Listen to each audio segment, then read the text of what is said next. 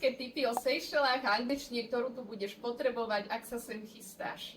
Don't park under coconut trees, lebo, počkaj, môže padnúť na auto alebo aj na teba, takže tiež don't sit under coconut trees. A ešte ma napadá jedno slovíčko, tuto na tých marketoch kupujeme ovocko rôzne a tak, a vždy sa pýtam, či je ripe alebo ready to eat, a to znamená teda, že zrelé alebo už vhodné na jedenie, pretože niekedy sú tie manga, avokáda tak tvrdé a treba čakať niekoľko dní. Je tu viacero ostrovov, teraz sa nachádzame na Mahe, ale dneska ideme na Pralin a ideme na ferry a ferry je trajekt. Tak ak si bola na Zanzibare ako ja, tak ťa určite prekvapí, že Seychely a Zanzibar, aj keď sú na tej istej strane v Indickom oceáne, veľmi blízko seba, z môjho pohľadu, veľmi blízko seba, tak tie kultúry sú naozaj odlišné a Zanzibar je naozaj underdeveloped a Seychely by som povedala, že sú naozaj developed a po jednom